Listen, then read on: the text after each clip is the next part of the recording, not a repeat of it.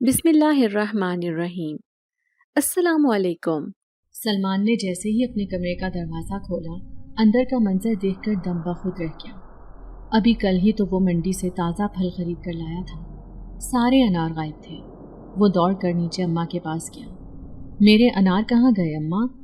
اس کا سوال سن کر اماں کو غصہ آ گیا اور بولی، ماں سے اناروں کا حساب لیتے ہوئے شرم تو نہیں آتی؟ ارے بچپن سے پال پوس کر بڑا کیا، صرف اس دن کے لیے کہ تو ذرا ذرا سی چیز کا مجھ سے حساب لے گا۔ اماں منہ پر دوپٹہ رکھ کر رونے لگی تو سلمان بیزار ہوتے ہوئے بولا، بس کر دو اماں، یہ اداکاری پھر کبھی کر لینا۔ تم تو جانتی ہو کہ یہاں سے منڈی آنے جانے کا کتنا زیادہ کرایہ ہے، اور نئے موسم کے تازہ پھل کی کتنی زیادہ مانگ ہوتی ہے۔ منہ مانگے داموں بکتا ہے، تم نے پھر اٹھا کر کسی ضرورت مند کو دے دیا ہوگا۔ خود کھاتی تو کبھی ناراض نہ ہوتا۔ اماں اپنا رونا بھلا کر بولی، ہاں ایک ضرورت مند بچی آئی تھی، چہرے سے ہی بیچاری مظلوم دکھتی تھی، کسی بیماری کا بتا رہی تھی، بڑا مشکل سا نام تھا، میں بھول گئی، کہہ رہی تھی کہ انار کھانے سے ہی آرام آئے گا، بس میں نے دے دیے۔ اماں کی بات سن کر سلمان کے پاس خاموش رہنے کے سوا کوئی چارہ نہ تھا۔ وہ چپ چاپ باقی پھل لے کر مسجد کے باہر اپنی مخصوص جگہ پر جا کر کھڑا ہو گیا۔ اگلے دن اس کی چھٹی تھی۔ وہ صبح سویرے اپنے دوستوں کے ساتھ دریا پر شکار کرنے کے لیے چلا گیا۔ گرمی کا موسم شروع ہو رہا تھا، سو وہ سب جلد ہی شکار کر کے گھر واپس آنا چاہتے تھے۔ اس وقت سب دوست اپنی موج مستی میں دریا کنارے موجود تھے۔ سلمان نے جیسے ہی جال دریا کے اندر ڈالا، اسے اپنے کندھے پر کسی کے ہاتھ کا دباؤ محسوس ہوا۔ اس نے پلٹ کر دیکھا تو وہاں ایک خوبصورت لڑکی کھڑی تھی۔ مجھے جنگل کا راستہ معلوم کرنا ہے۔ سلمان نے سوالیہ نظروں سے اس کی طرف دیکھا۔ اسے حیرت ہوئی کہ ایک جوان اور خوبصورت لڑکی کا جنگل میں کیا کام ہو سکتا ہے۔ وہ سوال کیے بنا نہ رہ سکا، آپ جنگل میں کیوں جانا چاہتی ہیں؟ کیا میں وجہ دریافت کر سکتا ہوں؟ اس کے سوال کرنے پر لڑکی نے مسکرا کر اس کی طرف دیکھا اور بولی، مجھے ایک خاص قسم کی جڑی بوٹی درکار ہے، اس کے حصول کے لیے جنگل جانا چاہتی ہوں۔ سلمان اس کی مدد کرنے کے خیال سے اس کے ساتھ چل پڑا۔ قریب ہی جنگل تھا، سو وہ دونوں جلد ہی وہاں پہنچ گئے۔ سلمان نے ایک بات نوٹ کی تھی کہ لڑکی کے چہرے پر عجیب قسم کی چمک تھی۔ اس نے پہلی بار کسی لڑکی کے چہرے پر ایسی کشش محسوس کی تھی۔ ایک جوان لڑکی کو جنگل میں تنہا چھوڑ کر جانا اسے مناسب نہ لگا، تو وہ اس کے ساتھ چلتا رہا۔ کچھ ہی دیر میں اسے اپنا سر چکراتا ہوا محسوس ہوا اور وہ اپنا سر تھام کر ایک درخت سے ٹیک لگا کر بیٹھ گیا۔ مجھے لگتا ہے کہ تمہاری طبیعت ٹھیک نہیں ہے، چلو میرے ساتھ میرے گھر چلو، تم وہاں جا کر اچھا محسوس کرو گے۔ یہ کہہ کر اس لڑکی نے سلمان کا ہاتھ پکڑا اور اسے لے کر جنگل سے باہر کی جانب بڑھنے لگی۔ سلمان کسی ناسمجھ اور نادان بچے کی طرح اس کی طرف کھنچتا چلا گیا۔ اس وقت اس کا ذہن سن ہو چکا تھا اور وہ سننے اور سمجھنے کی طاقت سے عاری تھا۔ کیا تم پہاڑوں پر رہتی ہو؟ سلمان نے پہاڑ پر چڑھتے ہوئے سوال کیا تو لڑکی مسکرائی اور اقرار میں سر ہلا کر بولی، ہاں، لیکن دیکھو پریشان مت ہونا، پہاڑ پر بھی خدا کی مخلوق ہی بستی ہے۔ اس کے نازک ہاتھ کی گرفت خاصی مضبوط تھی۔ اس کے نرم ہاتھ کا لمس سلمان کے ہوش اڑا رہا تھا۔ میں تو کہتی ہوں کہ تم بھی ہمارے ساتھ ہی پہاڑ پر بسیرا کر لو۔ وہ نہ جانے کیا کچھ کہہ رہی تھی، مگر سلمان تو اس کے حسن اور دل فریب آواز میں کھویا ہوا تھا۔ بلا شبہ اس کا گھر بڑا حسین تھا۔ نوکروں کی فوج اس کے حکم کی تعمیل کرنے کے لیے تیار کھڑی تھی۔ یہ ہمارا خاص مہمان ہے، ان کی تواضع کی جائے۔ تمام جنات نوکر حکم کی تعمیل کرنے لگے۔ سلمان کے لیے دسترخوان پر طرح طرح کے کھانے سجائے جانے لگے۔ کوہ قاف کی شہزادی شاہتاج اور اس کی مہمان نوازی سب کچھ سلمان کے لیے بہت حیران کن تھا۔ وہ پوچھے بنا نہ رہ سکا، کیا میں ان نوازشات کی وجہ دریافت کر سکتا ہوں؟ شاہتاج نے مسکراتے ہوئے کہا، تمہاری ماں نے ہم پر احسان کیا تھا اور ہمیں اس روز ڈھیر سارے انار تھما دیے تھے جب ہمیں اناروں کی شدید طلب ہو رہی تھی، یہ اسی کا بدلہ ہے۔ سلمان جو یہ سمجھنے لگا تھا کہ کوہ قاف کی شہزادی اس پر عاشق ہو گئی ہے، اس کا دل ٹوٹ گیا، مگر وہ اس دعوت سے بھرپور انصاف کر رہا تھا۔ کھانے سے فارغ ہونے کے بعد شاہتاج اسے باغ کی سیر کے لیے لے گئی۔ باغ کیا تھا، ایسا لگتا تھا جیسے جنت کا کوئی نظارہ ہو۔ تلخ حقیقت ہے کہ انسانوں نے زمین سے ہریالی اور درخت ختم کر دیے ہیں، جس کی وجہ سے جب انسان کو سرسبز اور شاداب نظارہ دیکھنے کو ملتا ہے تو اس کی خوشی کا کوئی ٹھکانہ نہیں رہتا۔ یہی حال سلمان کا تھا۔ اسے ایسا لگ رہا تھا جیسے ایک دن کے لیے اسے جنت پر بھیج دیا گیا ہو۔ کچھ شاہتاج کے نوکروں نے باغ کی صفائی اور کاٹ چھانٹ اس انداز سے کی ہوئی تھی کہ ان کی مہارت پر کوئی شک نہ بچتا تھا۔ سلمان کو یہ سب کسی حسین خواب سے کم نہیں لگ رہا تھا، اور شاہتاج بھی اسی حسین باغ کا ایک حصہ معلوم ہو رہی تھی۔ اس کا حسن بے مثال تھا۔ اچھا ہوا کہ اماں نے اس روز شاہتاج کو انار دے دیے تھے، ورنہ آج میں یہاں موجود نہ ہوتا۔ سلمان وہاں سے واپس آنے لگا تو شاہتاج نے اسے ڈھیر سارے تحائف دیے۔ وہ گھر میں داخل ہوا تو اماں اسے خوش باش سا گھر میں داخل ہوتا دیکھ کر سوال کیے بنا نہ رہ سکی۔ اتنے خوش باش کہاں سے آ رہے ہو، اور یہ تیرے ہاتھوں میں کیا ہے؟ ایسے لگتا ہے جیسے کوئی خزانہ ہاتھ لگا ہے۔ اماں کے کہنے پر سلمان ہنسنے لگا اور کہنے لگا، بس اماں یہی سمجھ لو کہ کوئی خزانہ ہاتھ لگ گیا۔ اماں بولی، لڑکے باولا تو نہیں ہو گیا؟ اس دور میں بھی کسی کے ہاتھ خزانہ لگتا ہے کیا؟ انسان کو محنت کر کے اس کا صلہ نہیں ملتا، اور تو خزانے کی بات کرتا ہے۔ اماں کی بات سن کر سلمان قہقہا لگا کر ہنسنے لگا اور بولا، اماں جب قسمت مہربان ہوتی ہے تو انسان مٹی میں ہاتھ ڈالے تو وہ بھی سونا بن جاتی ہے۔ اس دوران اماں اس کے ہاتھ سے بیگ لے کر اندر سے قیمتی لباس نکال کر دیکھ رہی تھی، جسے دیکھ کر ان کی آنکھیں پھٹی کی پھٹی رہ گئیں۔ اماں کو حیران ہوتا دیکھ کر سلمان نے بہانہ بنایا، برانڈ پر سیل لگی تھی، میں سستے داموں مہنگی چیز لے آیا، اسی لیے خوش ہو رہا ہوں، ورنہ آپ کو کیا لگا کہ کوہ قاف کی شہزادی مجھ پر مہربان ہو گئی ہے؟ اس کی بات سن کر اماں نے اپنا سر پکڑ لیا اور بولی، بس کر دے، خوابوں کی دنیا سے باہر نکل کر جینا سیکھ لے، ورنہ نہ جانے تیرا کیا بنے گا۔ اچھا سن، کل تیری خالہ کا فون آیا تھا، کہہ رہی تھی کہ انہیں تیرا اور زارا کا رشتہ منظور ہے۔ میں نے کہہ دیا شادی جلد ہی کروں گی، ویسے بھی وہ میری بھانجی اور تو میرا بیٹا، سمجھو گھر کی ہی بات ہے۔ میں تو کہتی ہوں اب یہ فضول خرچیاں چھوڑ دے اور اپنی شادی کے لیے پیسہ جمع کر۔ خبردار اب کوئی فالتو چیز خریدی تو مجھ سے برا کوئی نہ ہوگا۔ اماں نے کچھ دن پہلے اپنی بہن سے سلمان کے رشتے کی بات کی تھی، اب مثبت جواب ملا تو وہ بہت خوش تھیں۔ اماں کی بات سن کر سلمان کا منہ بن گیا اور بولا، بس کر دو اماں، ایسی بھی کیا جلدی پڑی ہے شادی کی، ہو جائے گی جب ہونی ہوگی، تم فکر مت کرو اور اپنے اس شہزادے کو اس کی زندگی جینے دو۔ اس سے پہلے کہ اماں سلمان کو ایک لگاتی، وہ وہاں سے 9-2-11 ہو گیا۔ شاہتاج کا خیال تھا کہ 1 منٹ کے لیے بھی ذہن و دل سے نکلنے کا نام نہیں لے رہا تھا۔ سلمان اس سے دوبارہ ملنا چاہتا تھا۔ وہ تھی ہی اتنی حسین کہ اسے ایک بار دیکھنے کے بعد بار بار ملنے کی خواہش کی جا سکتی۔ سلمان کو ایسا لگا جیسے وہ اس سے محبت کرنے لگا ہے۔ اس وقت وہ اپنے دوست رضوان کے پاس بیٹھ کر اسی کی باتیں کر رہا تھا۔ سارا قصہ سننے کے بعد رضوان اس بات کو ماننے سے انکاری تھا کہ وہ کسی جن زادی سے ملا ہے، اور جن زادی بھی وہ جو کوہ قاف کی شہزادی ہے، اور کئی ہزار جن اس کے خادم بن کر ہر وقت حکم ماننے کے لیے تیار کھڑے رہتے ہیں۔ ارے بھائی، مجھے لگتا ہے کہ پھلوں کے بھاؤ تاؤ کرنے کے چکر میں تیرا دماغ اپنی جگہ سے تھوڑا سا کھسک گیا ہے، تبھی تو ایسی باتیں کر رہا ہے۔ رضوان نے کہا تو سلمان بولا، میں اپنی بات میں سچا ہوں، اور ایک نہ ایک دن میری بات کی سچائی تم پر واضح ہو جائے گی۔ میں تمہیں اپنا رازدار بنانے آیا تھا، لیکن تم تو مجھے ہی جھٹلا رہے ہو۔ سلمان ناراض ہو کر اٹھ کر جانے لگا تو رضوان نے اس کا ہاتھ پکڑ کر اسے اپنے پاس بٹھا لیا اور بولا، روٹھی ہوئی محبوبہ کی طرح کہاں چلتے ہو؟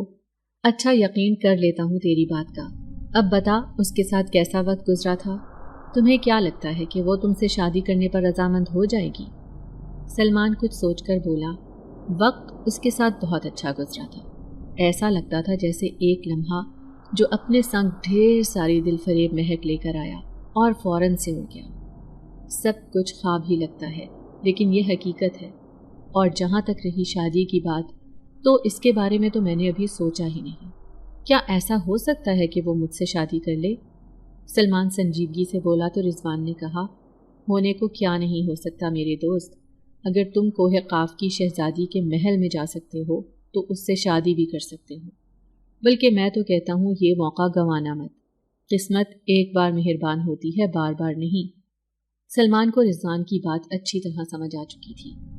کچھ دیر بعد وہ وہاں سے اٹھ کر چلا گیا، لیکن اس کی آنکھوں میں ایک خواب آ بسا تھا، شاہتاج کو پا لینے کا خواب، جس کے بعد اس آنکھوں میں سجے ہر خواب کی تعبیر پوری ہو جاتی۔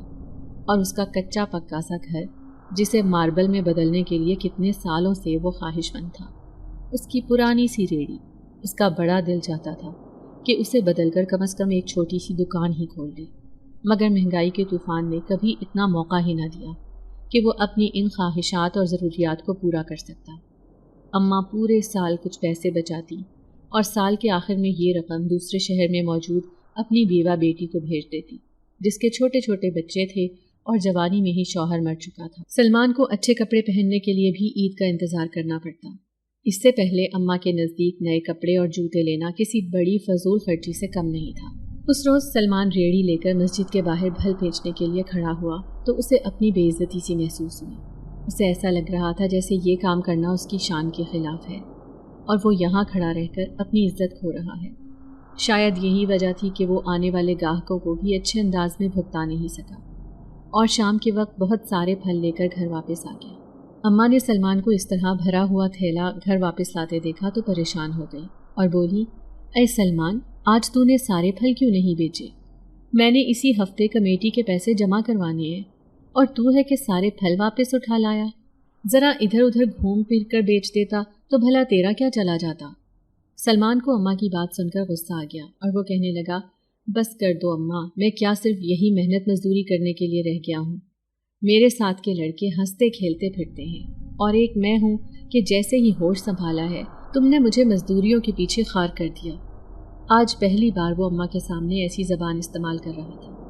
اماں کو بڑا دکھ ہوا اور وہ سر داغ بھر کر بولی، بیٹا، جن لڑکوں کے باپ زندہ ہوتے ہیں وہ ایسے ہی عیش و عشرت کی زندگی گزارتے ہیں اور اپنے باپ کی جائیداد اور پیسے کی وجہ سے عیش بھری زندگی گزارتے ہیں، مگر میرے بچے یہ بات یاد رکھ کہ تیرے ساتھ بیوہ بہن اور بیوہ ماں کا ساتھ ہے۔ اب تو تیری خالہ کو بھی اپنی بیٹی کے مستقبل کے لیے تیرا آسرا ہے۔ کیا تو چاہے گا کہ ہماری امید ٹوٹ جائے اور ہم بالکل ہی بے سہارا ہو جائیں؟ اماں کی بات سن کر سلمان کا سر شرم سے جھک گیا اور وہ بولا، پریشان مت ہو اماں، میں کوشش کروں گا کہ کل سارے پھل بک جائیں۔ اس کا جھکتا سر دیکھ کر اماں نرم پڑ گئی اور بولی، اچھا ہوا کہ تجھے احساس ہو گیا ہے، مگر بیٹا کل تک یہ پھل باسی ہو جائیں گے اور ان کی قیمت بھی بدل جائے گی۔ یاد رکھنا، ہر کام کا ایک وقت ہوتا ہے، وقت گزر جائے تو سوائے پچھتاوے کے ہاتھ کچھ نہیں آتا۔ چل اب منہ ہاتھ دھو لے، میں تیرے لیے کھانا لگاتی ہوں۔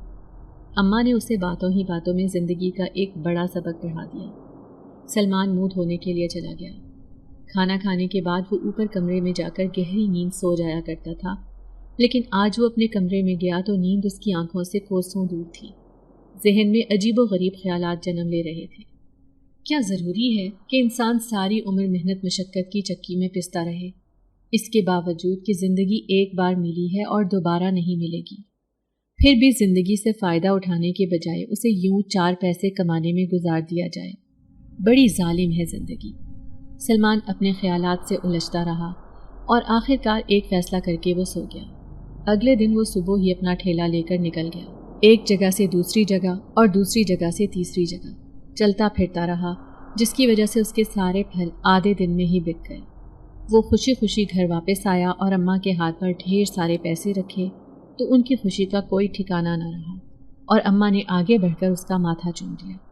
انہیں پیسے آنے سے زیادہ اس بات کی خوشی تھی کہ گزشتہ روز انہوں نے سلمان کو جو باتیں سمجھائی تھیں شاید وہ سب اس کی عقل میں بیٹھ چکی ہیں، لیکن سلمان کے ارادوں سے وہ بالکل بے خبر تھی۔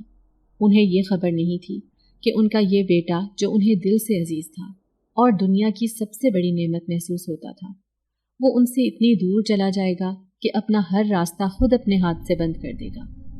اماں، آج میں اپنے دوستوں کے ساتھ کہیں گھومنے جانا چاہتا ہوں، شام کو کھانے پر میرا انتظار مت کرنا کیونکہ مجھے دیر ہو جائے گی۔ سلمان یہ کہہ کر گھر سے نکل گیا۔ اماں نے بھی زیادہ باز پرس نہیں کی۔ سلمان نے دل میں پختہ ارادہ کر لیا تھا کہ وہ ہر صورت شاہتاج کا دل جیت کر رہے گا۔ اگر بہترین زندگی گزارنی تھی تو ہر صورت کوہ قاف کی شہزادی کا دل جیتنا ضروری تھا۔ وہ اس موقع کو کسی صورت بھی گنوانا نہیں چاہتا تھا۔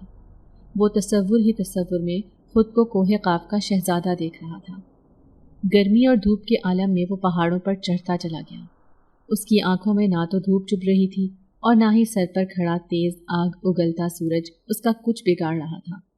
اسے تو بس شاہتاج کی یاد ستائی تھی۔ مگر در حقیقت اس کی دولت اور عیش بھری زندگی اس کا سکون تباہ کر رہے تھے۔ مگر اسے شدید جھٹکا لگا، کیونکہ وہاں نہ تو شاہتاج تھی اور نہ ہی اس کا محل کہیں دکھائی دیا، جہاں وہ ابھی 2 روز پہلے ہی گیا تھا۔ یہ سب دیکھ کر وہ ششدر رہ گیا کہ یہاں تو صرف مٹی کی پہاڑیاں تھیں۔ وہ پریشانی سے ادھر ادھر بھٹکنے لگا۔ ہو سکتا ہے کہ کسی مٹی کی چھوٹی سی پہاڑی کے نیچے اس کا محل ہو۔ مجھے یہاں سے مٹی ہٹا کر اسے تلاش کرنا ہوگا۔ یہ خیال آتے ہی اس نے دونوں ہاتھوں سے گرم ریت کو ہٹانا شروع کر دیا۔ مجھے لگتا ہے تم ہماری شہزادی کے خاص مہمان ہو۔ میں تمہیں ان کے محل میں دیکھ چکا ہوں۔ بتاؤ میں تمہاری کیا مدد کر سکتا ہوں؟ ایک جن کی آواز پر اس نے سر اٹھا کر دیکھا تو سامنے شاہتاج کا ایک خادم کھڑا تھا، جسے دیکھ کر سلمان کے دل کی کلی کھل گئی اور وہ بولا، میں محل کے اندر داخل ہونا چاہتا ہوں اور تمہاری شہزادی سے ملنے کی خواہش رکھتا ہوں، مگر مجھے کہیں بھی محل کا دروازہ دکھائی نہیں دے رہا۔ یہ بات سن کر خادم اسے بڑی عزت اور احترام سے ایک زنگ آلود اور پرانے دروازے کے سامنے لے گیا، جسے دیکھ کر سلمان الجھن کا شکار تھا۔ آپ فکر مت کیجیے، اس دروازے کو چھونے سے یہ آپ کو اپنی اصلی حالت میں ہی دکھائی دے گا۔ دراصل یہ دروازہ جادوئی طور پر لوگوں کو دھوکے میں رکھنے کے لیے بنایا گیا ہے، تاکہ اس کی بوسیدہ اور خستہ حالت دیکھ کر کوئی بھی اس کے قریب آنے کی کوشش نہ کرے۔ اسے چھونے کے بعد صرف وہی لوگ اور جنات اس کے اندر داخل ہو سکتے ہیں جن کا تعلق کسی نہ کسی طور پر شہزادی شاہتاج سے رہ چکا ہو، ورنہ باقی سب کے لیے یہ ایک زنگ آلود لوہے سے بڑھ کر اور کچھ نہیں ہے۔ اسے کھول بھی دیا جائے تو پیچھے پہاڑوں اور مٹی کے علاوہ کچھ دکھائی نہیں دے گا۔ شاہتاج کے خادم نے پوری تفصیل سے آگاہ کیا، اور واقعی جیسے ہی سلمان نے زنگ آلود دروازے کو ہاتھ لگایا تو وہ محل کے دروازے میں بدل گیا۔ سلمان کی خوشی کا کوئی ٹھکانہ نہ رہا اور وہ اندر داخل ہو گیا۔ شاہتاج اسے دیکھ کر خوش ہو گئی اور بولی، مجھے معلوم تھا کہ آپ یہاں تشریف ضرور لائیں گے۔ سلمان کو دیکھ کر اس کے چہرے پر قوس قزح کیسے رنگ بکھر گئے تھے۔ سلمان کو یہ سب بہت اچھا لگا۔ شاہتاج کے انداز سے صاف ظاہر تھا کہ اسے سلمان کے آنے سے بہت خوشی ہوئی ہے۔ اس نے پرتکلف کھانے کا اہتمام کیا اور پھر سلمان کو اپنے ساتھ لے کر باغ میں چہل قدمی کے لیے لے گئی۔ محبت کا سفر شروع ہوا تو سلمان خود کو ہواؤں میں تصور کرنے لگا۔ ایک خوبصورت اور دولت مند شہزادی کا ساتھ اس کی بہت بڑی خوش قسمتی تھی۔ ساتھ جینے مرنے کے وعدے کیے گئے اور سلمان نے اسے اپنی محبت کا پورا یقین دلایا۔ اس روز وہ وہاں سے واپس آیا تو شہزادی نے اسے ایک سرخ گلاب دیا، جس کی علامت محبت ہے۔ سلمان محبت کے نشے میں چور گھر لوٹ آیا۔ اماں نے کھانے کا پوچھا تو اس نے انکار کر دیا اور کچھ دیر اماں کے پاس بیٹھا تو کہنے لگا، اماں میں آپ سے ضروری بات کرنا چاہتا ہوں۔ اماں نے کہا، ہاں بیٹا بول۔ سلمان کہنے لگا، آپ خالہ کو منع کر دیں کہ میں زارا سے شادی نہیں کر سکتا۔ اس کی بات سن کر اماں کو حیرت کا شدید جھٹکا لگا اور وہ بولی، تیرا دماغ تو خراب نہیں ہو گیا؟ میں اپنی بیوہ بہن کی امیدوں پر پانی پھیر دوں؟ جب میں نے رشتہ کرتے وقت تجھ سے پوچھا تھا تب منع کرتا، اب تو میں ہرگز اپنی بہن کو جواب نہیں دوں گی۔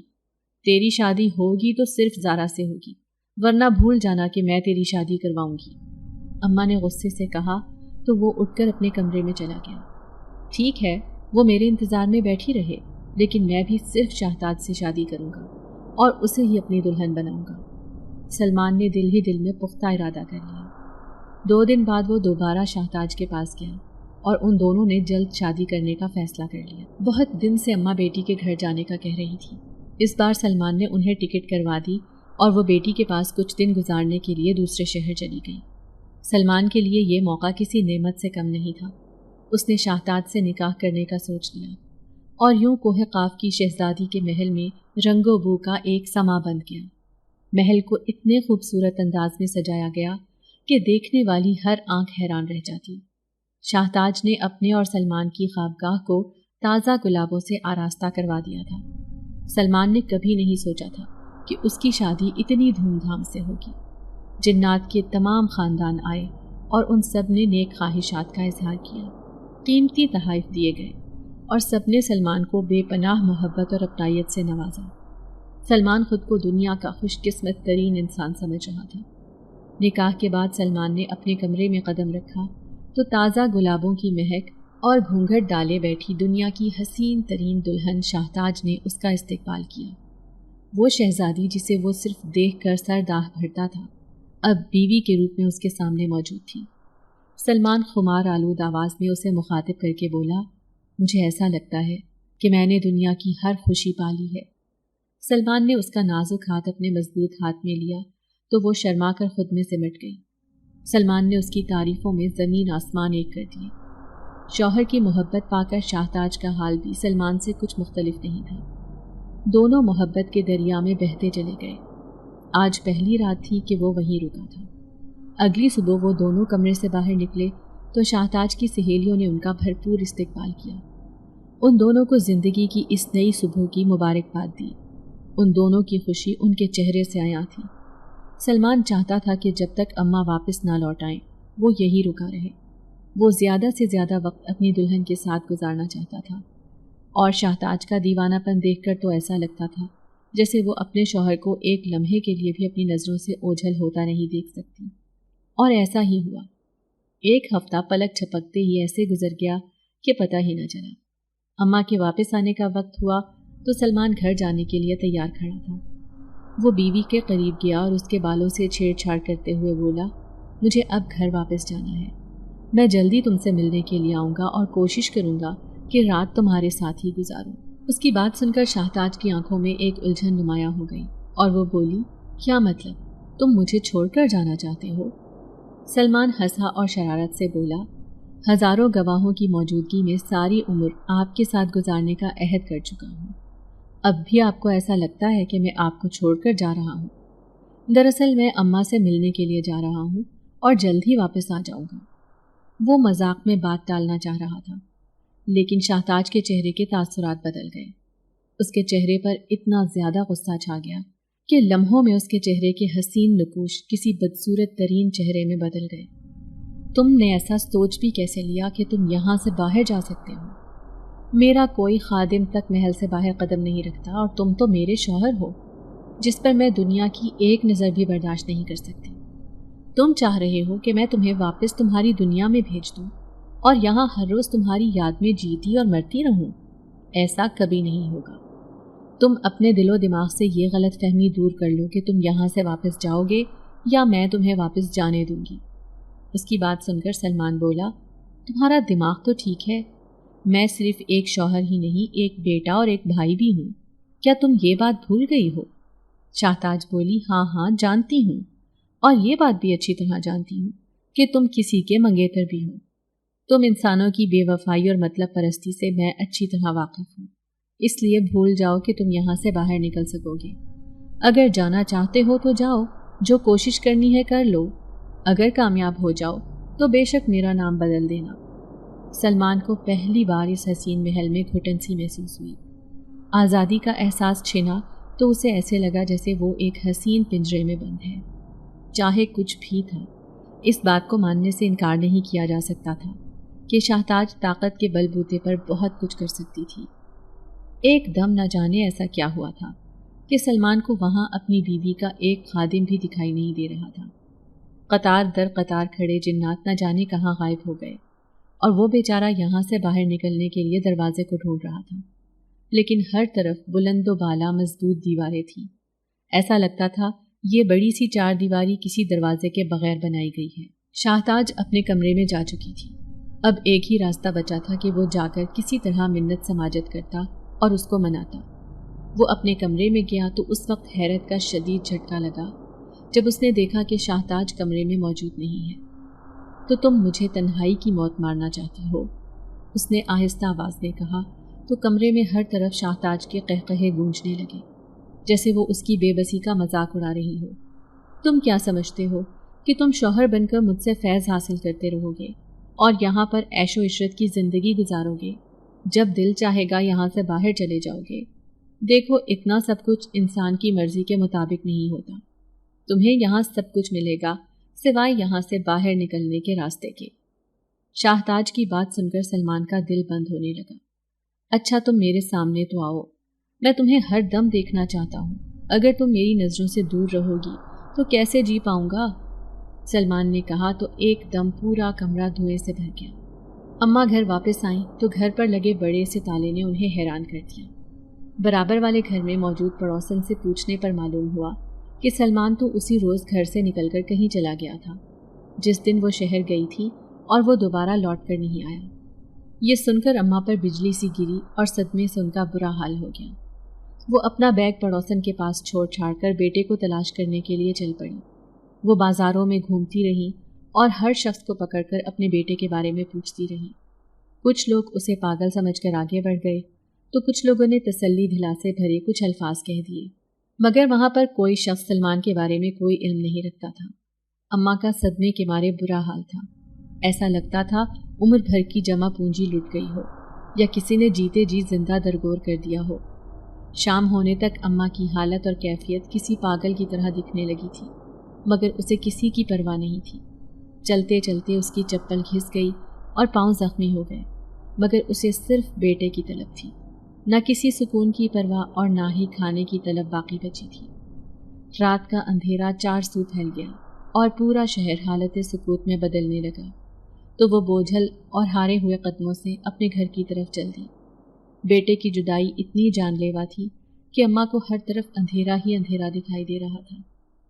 سلمان کو اس بات کا اندازہ تو اچھی طرح ہو گیا کہ شاہتاج کتنی خود غرض ہے۔ دھواں پھیلنے کے بعد وہ نمودار ہوئی اور اس نے سلمان کو صاف صاف کہہ دیا کہ وہ اسے کسی صورت بھی یہاں سے باہر جانے نہیں دے گی۔ اس نے اپنے تمام خادموں کو سلمان کی نظروں سے اوجھل کر دیا تاکہ کوئی اس کی مدد نہ کر سکے۔ ہر وقت سائے کی طرح اس کے ساتھ رہتی۔ سلمان کے جسم کو صبح سے رات تک مشقت کی عادت تھی۔ چند دن ہی آرام کر کے اسے ایسا لگنے لگا جیسے اس کا خون رگوں میں جم رہا ہے۔ وہ بیزار ہونے لگا، اسے اپنا ٹھیلا یاد آنے لگا۔ اس کا جی چاہتا کہ وہ اپنا ٹھیلا لیے مسجد کے باہر کھڑا ہو جائے اور آنے جانے والے لوگوں کو پھل بیچے۔ چند پیسے محنت سے کمانے کے بعد گھر جا کر اماں کے ہاتھ کا بنا سادہ سا کھانا کھائے اور رات کو لمبی تان کر سو جائے۔ آہ، کیا خوبصورت زندگی تھی! آزادی کا احساس بھی تھا اور سکون کی نیند بھی نصیب میں تھی۔ ایسی دولت اور عیش و عشرت کا کیا فائدہ جب میں اپنی ماں کو 2 وقت کی روٹی ہی نہ کھلا سکوں۔ سلمان یہ باتیں سوچ کر رونے لگتا۔ شاہتاج کے محل میں رہ کر اسے راضی کرنے کے علاوہ اس کا وہاں اور کوئی کام نہ تھا۔ لمحے بھر میں شاہتاج کا موڈ بگڑ جاتا تو اس کا چہرہ اتنا خطرناک ہو جاتا کہ گمان ہونے لگتا تھا کہ یہ کوہ قاف کی حسین ترین شہزادی نہیں بلکہ کوئی بلائے ناگہانی ہے۔ اس کے چہرے پر لمحے بھر کے لیے بھی نظر نہیں ٹھہرائی جا سکتی۔ شام کا وقت تھا، سب گاؤں کے لوگ اپنے اپنے گھروں کو سدھار چکے تھے اور دکاندار اپنی دکانیں بند کر رہے تھے۔ یہ شہر کا ایک مشہور بازار تھا۔ رضوان نے اپنی گوشت کی دکان بند کی اور پورے دن کی دھیاڑی لے کر جیسے ہی گھر کی طرف چلنے لگا، اسے سامنے سے بکھرے ہوئے بالوں اور پھٹے پرانے کپڑوں میں سلمان کی ماں آتی دکھائی دی، جسے دیکھ کر اسے حیرت کا شدید جھٹکا لگا۔ وہ دوڑ کر ان کے قریب گیا اور کہنے لگا، کیا بات ہے خالہ، مجھے تم پریشان لگ رہی ہو، اور یہ تم نے اپنی کیا حالت بنا رکھی ہے؟ اپنے بیٹے کے دوست کو سامنے پا کر اماں پھوٹ پھوٹ کر رونے لگی اور بولی، کیا تم نہیں جانتے میرے ساتھ کیا ہو گیا؟ میں لٹ گئی، میں برباد ہو گئی، میرا بیٹا مجھے چھوڑ کر چلا گیا۔ ان کی بات سن کر رضوان بولا، آخر وہ کہاں چلا گیا ہے؟ اماں نے رضوان کو ساری تفصیل بتائی کہ دوسرے شہر سے واپس آنے کے بعد سلمان نہ تو گھر آیا ہے اور نہ ہی اس کا کچھ معلوم ہو سکا۔ اماں کی بات سن کر رضوان بھی فکر مند ہو گیا اور وہ اماں کو اپنے ساتھ لے گیا۔ رضوان کی بہنوں نے اماں کی خوب خدمت کی، انہیں نیا لباس پہننے کے لیے دیا، جبکہ رضوان اپنے دوست کو تلاش کرنے کے لیے نکل گیا، مگر یہ تلاش ہی رہی۔ وہ ہر روز شام کے وقت مایوس سا گھر واپس آ جاتا اور اس کا مرجھایا ہوا چہرہ دیکھ کر اماں ایک بار پھر مایوس ہو جاتی۔ رضوان سلمان کی سرگرمیوں سے اچھی طرح واقف تھا اور اب اسے پورا اندازہ ہو چکا تھا کہ وہ شاہتاج کے پاس روانہ ہو چکا ہے۔ اب یہی حل باقی بچا تھا کہ وہ کسی عامل سے رابطہ کر کے سلمان تک پہنچنے کا بندوبست کرتا۔ وہ مختلف آستانوں پر جانے لگا اور اپنے دوست کے بارے میں عاملوں سے مشورہ کرتا، مگر کوہ قاف کی شہزادی پر ہاتھ ڈالنا کسی کے بھی بس کی بات نہیں تھی، کیونکہ وہ سب جانتے تھے کہ شاہتاج غیر معمولی طاقتوں کی مالک ہے اور اس کے پاس کئی ہزار جنات ہیں جو ہر وقت ہاتھ باندھے اس کے حکم کی تعمیل کرنے کے منتظر رہتے ہیں۔ قصہ مختصر یہ کہ شاہتاج پر ہاتھ ڈالنا کوئی آسان کام نہیں تھا اور کوئی بھی اس کام کے لیے تیار نہیں تھا۔ اس روز بھی رضوان مایوس سا شام کو گھر لوٹ آیا تو اماں کی آنکھوں کے دیے اسے دیکھ کر مدھم پڑ گئے۔ وہ ان کے پاس اداس سا بیٹھ گیا۔ آج وہ خود اتنا مایوس ہوا تھا کہ اس کے پاس تسلی دلاسا دینے کے لیے بھی ایک لفظ تک نہیں تھا۔ اسی وقت رضوان کی چچی گھر میں داخل ہوئی اور بولی، بھائی اتنا سوگوار ماحول کیوں بنا رکھا ہے؟ سب خیر تو ہے؟ سلمان کی بہن نے مسکرا کر کہا، جی جی سب خیر ہے۔ ان کے سامنے ٹھنڈا شربت پیش کرنے کے بعد سلمان کی ماں نے انہیں سارا قصہ کہہ سنایا تو انہیں بہت صدمہ ہوا، اور وہ کہنے لگی، جنات کے چنگل سے نکلنا انسان کے لیے بڑا مشکل ہو جاتا ہے، لیکن اس دنیا میں کوئی مسئلہ ایسا نہیں ہے جس کا کوئی حل موجود نہ ہو۔ تم شام کو میرے پاس آنا، میں تمہیں اس مسئلے کا حل بتاؤں گی۔ امید ہے کہ اس مسئلے سے تمہاری جان چھوٹ جائے گی۔ چچی کی بات سن کر سب کی آنکھوں میں ایک بار پھر امید کا دیا روشن ہو گیا، اور وہ سب سلمان کے جلد واپس آنے کے لیے دعا کرنے لگے۔ شام کو رضوان چچی کے گھر پہنچا تو انہوں نے اسے ایک پرانی سی کتاب دی اور کہا، اس کتاب کو احتیاط سے رکھنا، اس کے اندر آسیب سے چھٹکارے اور نادیدہ بلاؤں سے بچنے کے لیے 101 طریقے لکھے ہوئے ہیں۔ اس میں سے جو مناسب اور آسان سمجھو اس طریقے پر عمل کرو، اور ہاں، اس بات کے بارے میں کسی کو علم نہ ہو کہ یہ کتاب میں نے تمہیں دی ہے۔ رضوان نے چچی کا شکریہ ادا کیا اور کتاب کو حفاظت سے لے کر اپنے گھر چلا آیا۔ رات کو سب کے سونے کے بعد اس نے کتاب نکالی اور پڑھتا چلا گیا۔ رات کے سناٹے میں وہ جنات سے چھٹکارا حاصل کرنے کا کوئی عمل پڑھ رہا تھا۔ دوست کی محبت میں چور وہ لڑکا جو رات کے اندھیرے اور سناٹے میں باہر نکلنے سے بھی ڈرتا تھا، اب اتنا بہادر بن گیا تھا کہ وہ رات کے 12 بجے ننگے پاؤں اور آنکھیں بند کیے چلتا چلا گیا۔ سلمان نے شاہتاج سے بہت محبت کی تھی، لیکن وہ کبھی اس کی محبت میں اتنا نہیں ڈوبا تھا کہ اماں کو چھوڑ دینے کا سوچتا۔ اسے اچھی طرح اندازہ تھا کہ اس کی بیوہ بہن کا گھر بھی اسی کے دیے ہوئے پیسوں سے چلتا ہے۔ اس کی آنکھوں میں بار بار اس کے یتیم بچے گھوم رہے تھے۔ اگر وہ ساری عمر یہیں رہتا تو شاید ان بچوں کے کھانے پینے کا بندوبست تو ہو ہی جاتا، لیکن اماں اس کے انتظار میں اپنی حالت خراب کر لیتی۔ اسے اچھی طرح یاد تھا کہ جب کبھی اسے شام کو دیر ہو جاتی تو اماں گھر کے دروازے کے باہر بیٹھ کر اس کا انتظار کیا کرتی تھی۔ اب اتنے دن گزر گئے تھے، نہ جانے اماں کا کیا حال ہوگا۔ اس کے ذہن اور دل میں بس ایک یہی فکر سوار تھی، مگر بظاہر وہ شاہتاج کو خوش رکھنے کی ہر ممکن کوشش کر رہا تھا۔ اس وقت بھی وہ اس کے کندھے سے لگی بیٹھی تھی اور وہ اس کے بالوں میں انگلیاں چلا رہا تھا کہ اچانک تیز ہوائیں چلنے لگی اور ہر طرف آندھی اور طوفان کا سما بن گیا۔ شاہتاج کے بال ہواؤں میں اڑنے لگے اور سلمان پریشان سا اٹھ کر بیٹھ گیا۔ شاہتاج شدید بدحواس ہو گئی اور بولی، یہ سب کیا ہے؟ تم نے مجھ سے پیچھا چھڑانے کے لیے کوئی چکر چلایا ہے نا؟ وہ غضبناک ہو کر دھاڑی، اس کی آنکھیں ایک دم سرخ ہو گئیں اور وہ بات کرتے ہوئے اس طرح ہل رہی تھی جیسے ابھی زمین پر آ گرے گی۔ میں بھلا تم سے پیچھا کیوں چھڑاؤں گا؟ اور میں ہر وقت تمہارے سامنے موجود ہوں۔ کیا تم نے مجھے کبھی کوئی ایسا کام کرتے ہوئے دیکھا ہے کہ جس سے میں تمہیں نقصان پہنچاؤں؟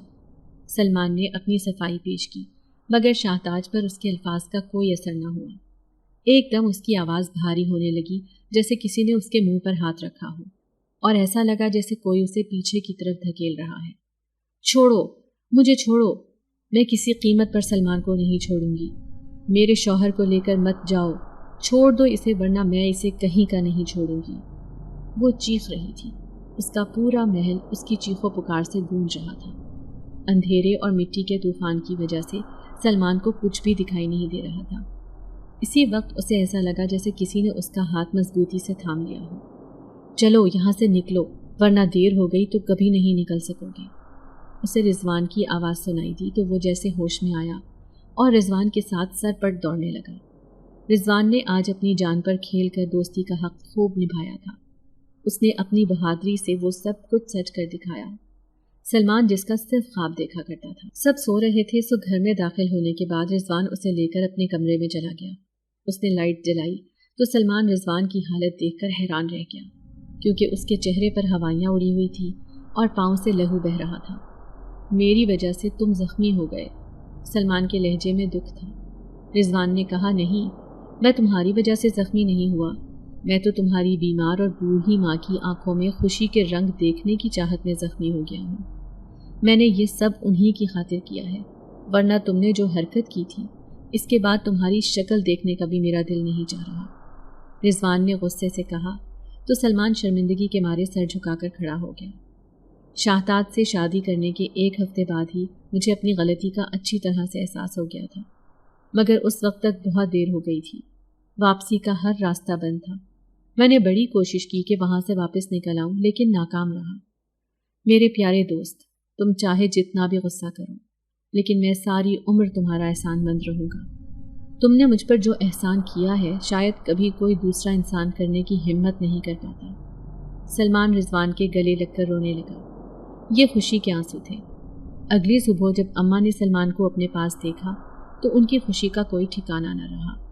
वो बार बार रिजवान के हाथ चूमती और उससे कहती, मेरे सोने पुत्र ने जो काम किया है, इस काम से उसकी बहादुरी का अच्छी तरह अंदाज़ा लगाया जा सकता है।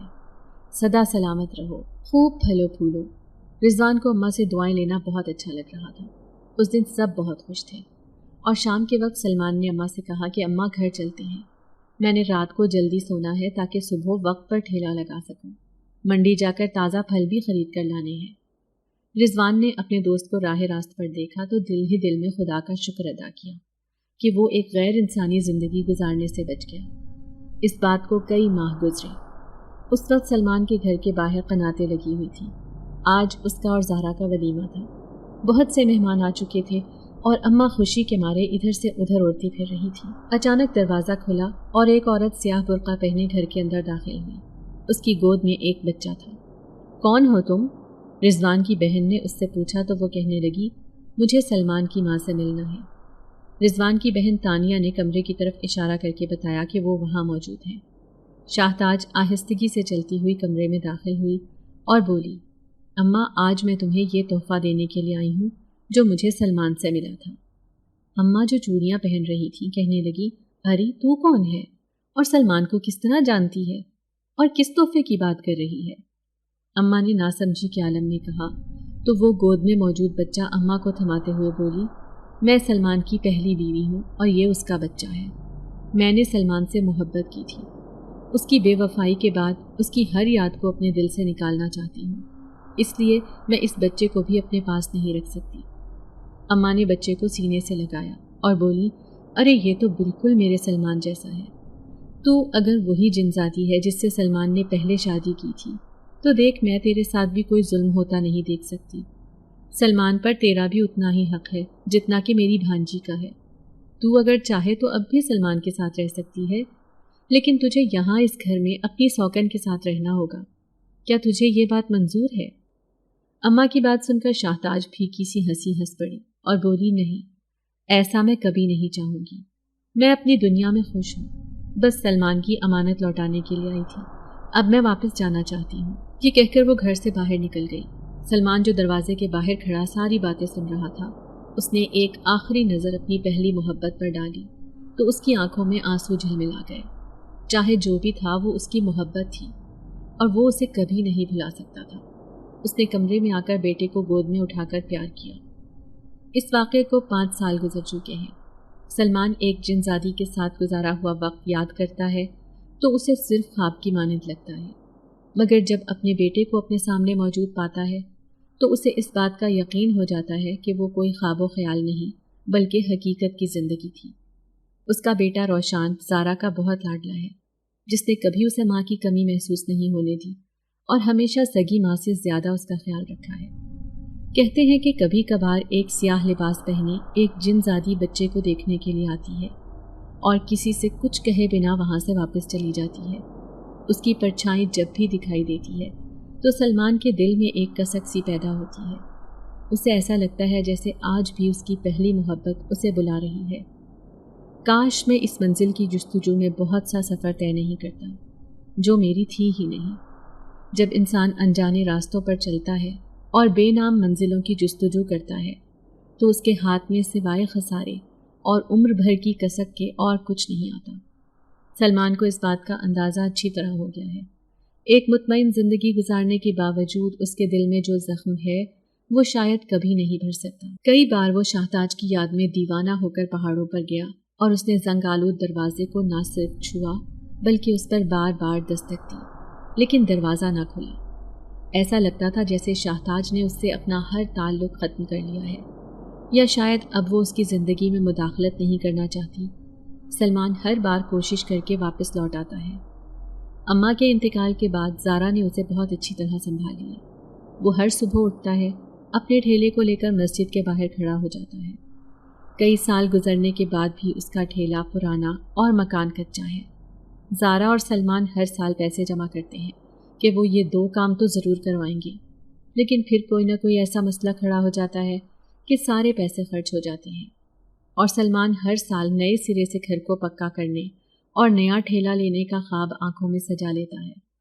مگر وہ اس حال میں ہی خوش ہے، کیونکہ اسے ایسا لگتا ہے کہ بیٹھے بٹھائے مل جانے والی دولت انسان کی آنکھوں سے سارے خوابوں کو ختم کر دیتی ہے، اور جینے کی تمنا آہستہ آہستہ بے دلی اور بیزاری میں بدل جاتی ہے۔ اسے اپنے چھوٹے چھوٹے خوابوں کے ساتھ جینا پسند ہے، اور اسے امید ہے کہ وہ اپنے بل بوتے پر اور اپنی محنت کی کمائی سے جب ترقی کی سیڑھی پر قدم رکھے گا تو نہ صرف اس کا دل سچی خوشی سے ہمکنار ہوگا، بلکہ اس کے دل میں اطمینان بھی ہوگا۔